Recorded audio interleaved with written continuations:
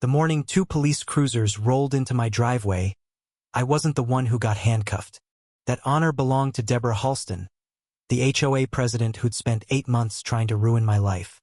My name's Eric, and this is how a stack of bogus parking tickets turned into a felony fraud case. I bought my house in Maple Ridge Estates for the quiet cul-de-sac and the private double driveway I paid extra for. Deborah ran that HOA like a personal kingdom, clipboard in hand, sunglasses perched like a crown. It started small. A citation for my trash cans sitting out 11 minutes past the pickup window.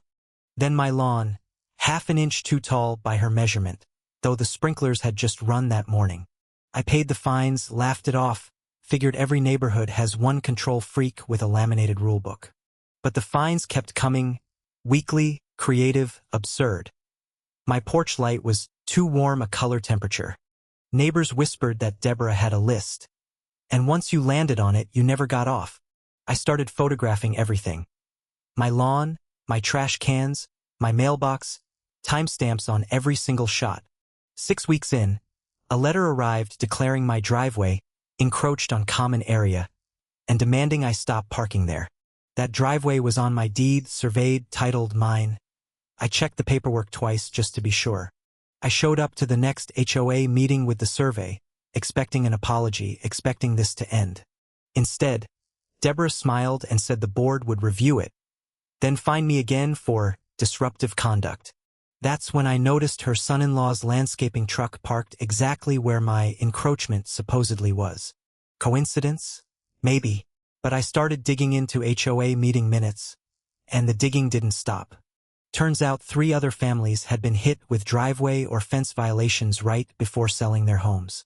Every single one sold cheap and fast to the same LLC, an LLC registered to Deborah's husband. My stomach dropped. This wasn't about rules, it was about pressuring people out to flip their properties. I kept collecting public records, timestamps, screenshots of the LLC's filings, and I kept my face calm. 2 weeks later, a certified letter hit my mailbox.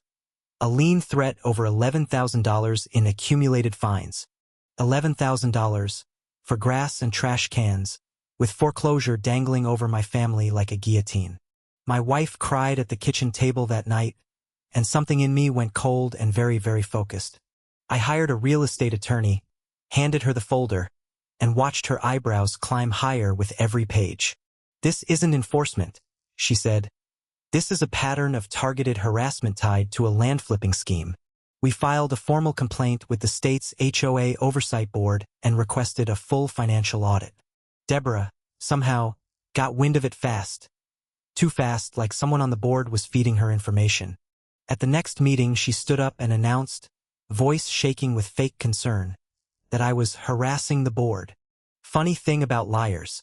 The more cornered they get, the louder and more theatrical they become. She demanded the board vote to escalate my lien to foreclosure proceedings that same week. No delay. That's when Treasurer Pattenguin, quiet the whole meeting, finally spoke and asked to see the HOA's bank statements. Deborah's smile flickered for exactly 1 second, and I caught it because I'd learned to watch for that. Pat wasn't on my side or against me.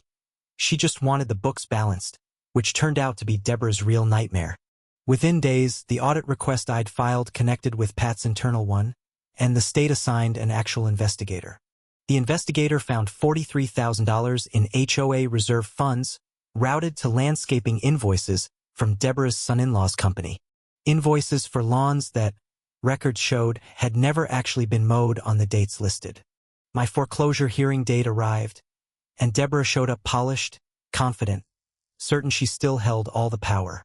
My attorney stood up instead and submitted the state investigator's preliminary findings directly into the court record. The judge's expression shifted from bored to sharp in about 4 seconds, which is a very satisfying thing to watch. She dismissed my lien entirely, called the fines retaliatory and without merit, and referred the file to the DA. 3 weeks later, those 2 cruisers pulled into my driveway, my actual legally mine, court-confirmed driveway. Deborah was arrested on embezzlement and fraud charges, removed from the board that same afternoon by emergency vote. My neighbors, the ones who'd been quietly bullied off their own properties, finally had a case worth reopening too. I stood in my driveway, coffee in hand, watching her get walked to the cruiser, and I finally exhaled.